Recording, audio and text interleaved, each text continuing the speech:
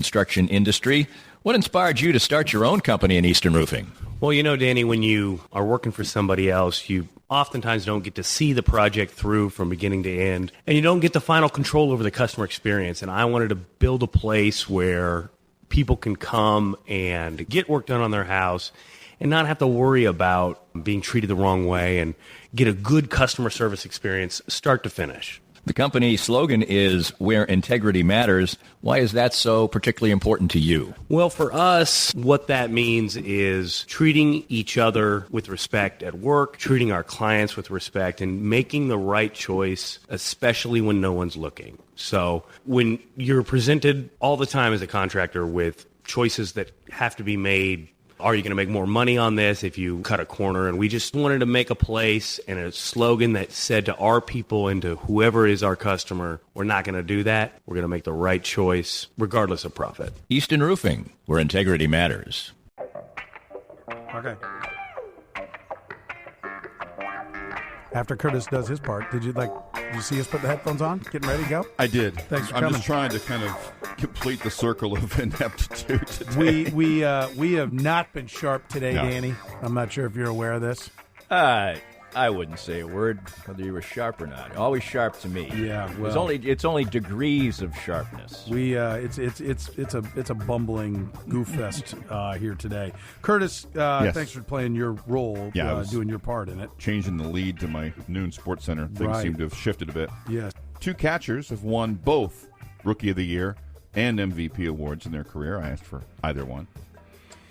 Rookie of the Year and MVP? Johnny Bench and Pudge. Johnny Bench has won Rookie of the Year in 68, MVP in 70 and 72. Ivan Rodriguez never got the MVP? Mm-mm. Yeah, that's probably right. Born on this date. Well, that's not going to help. In 1947. That might help. That puts him about 70-ish, so he would have played in the 60s. He would have been 72 today. Probably played in the 70s. Catcher, dead. Dead catcher. Roy Campanella? Mm-mm. No, he played in the 70s. Yeah. And this player would have played in the 70s because he was born in 47, he said. So 70s catcher. Deceased. Rookie of the Year and MVP. Are we going to kill ourselves when we... You'll be like, you will be kind of like, oh, of course. You will be. You probably will be to a degree. But more so Danny? Mm-hmm. I'd probably throw some names out, but I'm in in that category of are they dead or not? Because he would have been. That's impacting my guesses right now. Wow. Gary Carter? High-profile death. Oh, Thurman Munson. Thurman Munson. Oh, there you go. Rookie of the Year in 1970, MVP in 1976. Yeah, that's why we don't remember. Died on August 2nd, 2000. Because his career didn't play out. Yeah. Thurman Munson, and who was the other one? Johnny Bench. Johnny Bench. Would have been a Hall of Famer. Yes, he was definitely barreling that way. Yeah, he was wearing the pinstripes was definitely going to help. 6-time defending All-Star, and was having another great season. I'm kind of surprised he didn't, given that he also passed away. I'm a little surprised he's not in. They don't have any early entries like that. Well, they did it for Clemente. 3,000 hits. Well, I know, but they put him in immediately. Well, yeah, but he was he going had in. reached the numbers, yeah. Right. He had the numbers. The only person Munson's I can career think numbers? of, Munson's 292. Yeah, the slash lines aren't great. 292 for catcher, 292, 346, 410, 756. Home runs career? 113. Hits? 1558. That's not a Hall of Famer. The one guy I can think of who they maybe didn't have. Yeah, but I think composite the Hall of Fame numbers, but they put him in because of the lack of longevity. Would be Kirby Puckett. He 2,300 hits. I think he had. They had the averages way up there. He was clearly one of the best players of his generation. Kirby Puckett's in the Hall of Fame. Oh, that's wrong. I'm certain of that. If I'm wrong, I will. That's a mistake. But Munson was. Well, that's the reason. Played the best catcher for 5 years. Yeah, but you don't put those guys in because then you get this. Yeah, like you don't know what the rest of his career was going to be. Puckett, a 10-time All-Star. Yeah.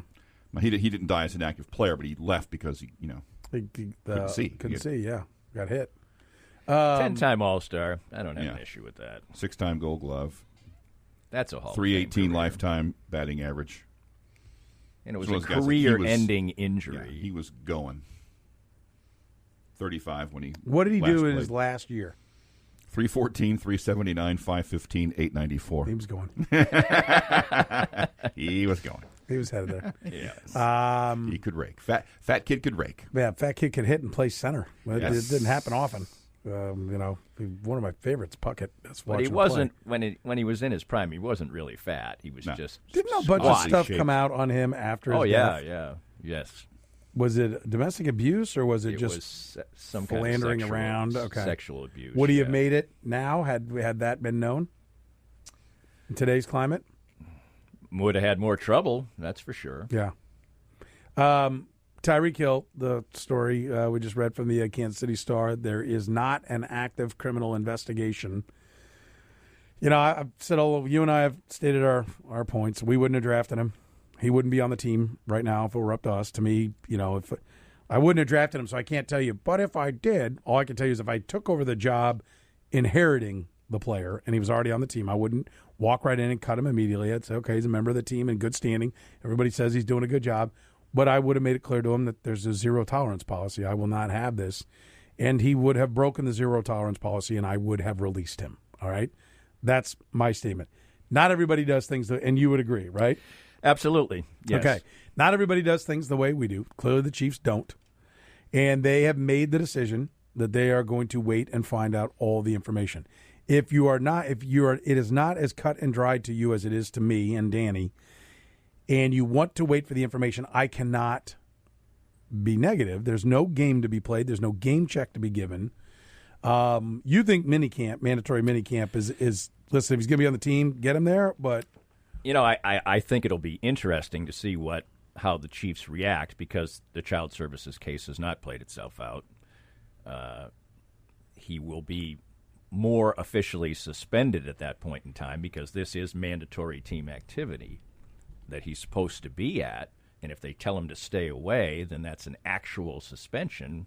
What's happening right now is just they say he can't be in team activities. They're not mandatory, so who's to say he would have shown up? He probably would have. Channel 5 said they gave that tape to the prosecuting attorney, right? The district attorney, correct? That's my memory of this process. Yeah. So they have listened to that tape, and there is no active investigation. It would appear not. The tape, the damning thing on the tape is certainly the threatening nature of the comments by Tyreek Hill as far as his fiancée is concerned. And frankly, that's enough for me, to be honest. Me too. To have a situation that still is extremely volatile and rife for repetition. The child's still out of the home. No matter who broke the child's arm, now, obviously, if it was Tyreek Hill, it's so cut and dried, we don't even have to be having this discussion. But it's still, he's not broken off the relationship for all I can tell. No, that relationship, it's over. There's a separation there. We think so? I'm quite confident, yes. Okay. Well, then, that certainly is a factor, but the child custody issue will still be in play between the two. They're going to have contact because there's a child involved, and actually there's two more children to come. So that's a almost as volatile, if not more of a volatile situation where her life is going to go on. Maybe she'll have custody of the kids. I don't know. No chance. No chance. Doesn't seem like she probably No chance that I don't think either one of them are going to have custody of their kids. But they're going to be in their children's lives in some fashion, we would assume. And they're going to be I don't know how that all plays out. They're going to be shared experiences. How many times have we heard about athletes arrested, told to have a restraining order from some relationship they've had in the past? Right. Being outside the home, whatever, upset because there's a new boyfriend. I mean, to me, this is... I just don't know if I'm a franchise holder, if I'm Clark Hunt, you're already soiled by this situation. do you really want to take the chance to have it just be a complete and utter conflagration? I mean, you're not going to lose the franchise. We were talking about that during the break. That's what we were talking about during the break. And you said, like, you like, why would you do this again and open yourself up to what? Like that's where I'm, and I'm not saying I agree with this, but if you are an owner and all you're worried about is the bottom line, we just talked about the Royals last hour, winning, right? They got their own guys. Call up, Nicky Lopez. Get Nicky. No one's coming out to the ballpark to see Nicky Lopez. No. Okay, they're not. Just like nobody's going to come out and watch George Brett manage. Right? That was the big thing. That'll get Brett or White to manage. You're not buying tickets to go out there. If you're running a business and all you care about is the business, the only thing that sells tickets is winning, and Tyreek Hill helps you win. Okay, and if you do bring him back, like, what are you going to do? Like, you're going to hear this again. And you know what? The sun's going to rise down in Dallas, and Clark Hunt's going to get out of bed, put his pants on, and go have a very expensive breakfast somewhere. Like, he's not going to be taken off the planet. The Chiefs are not going to fold as an organization. They're not going to pick up and leave town. So, like, we always say that because we don't want to be associated with that. But if you've gone past that, if you can live with the association of being a not nice guy, for lack of a better term, an organization that harbors domestic criminals, right? As the USA Today story was intimating, top to bottom. Here's the history. If that story was written, people made a big deal out of it. The Chiefs are still conducting practice. They are going to play a season.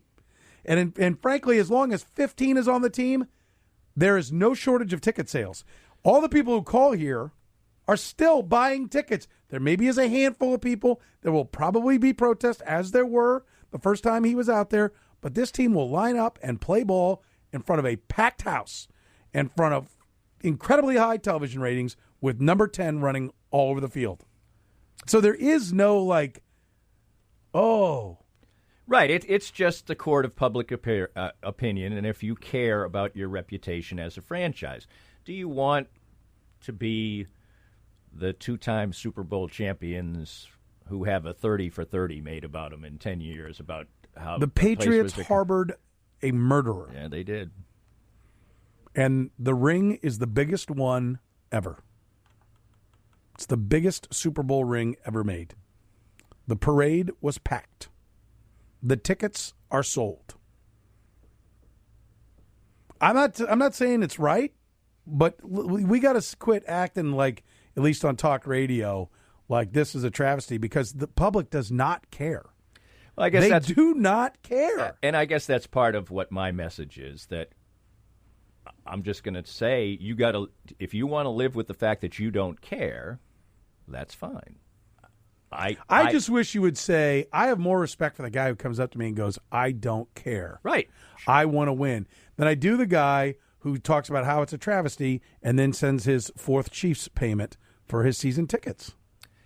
Although, in both cases, they're bad. I mean, I don't really want to have a beer with a guy who says, I don't care. Well, let me put it this way. Those of us that are draping ourselves with the I do care moniker, we're doing what? How much? I've donated no time to abuse shelters. I have done nothing. I have literally done nothing. And you want to know why? Because I got my own issues and problems. And I've done some things, but it's not like I haven't done squat. I'll be honest. There are other charities that I've done things for, right? And will continue to do. I can't solve every problem. Right, and just because there's a high-profile case in this, I can't suddenly become the champion. I hear this a lot, like, now all of a sudden, well, you're into it today when this is going on. In reality, this is what I've found. Whatever the cause, the people who actually move it forward are the people who are affected by it. Those that are affected by domestic abuse are helping shelters. Right. I mean, I do, charity golf tournaments or whatever the event is, and the people that are there, half of them are the people that are they're giving to the charity because it affects them. Right, or they've been directly affected by it in the past. Yeah, that's what I'm saying. Right. I mean, exactly. that's who will play a lot in the tournament. There's very few people that are like, you know what? That sounds great. I'm going to go do this and play this great golf tournament because it goes for a great cause. And I'd like to play this wonderful course and do it. That doesn't happen. It's usually packed with people who have been affected by the cause. The March of Dimes walk, are people who have premature children. And those are the ones that go out there. I've done it. You want to know why? My niece. That's why I was affected. I've done it once. Right. And, I've done some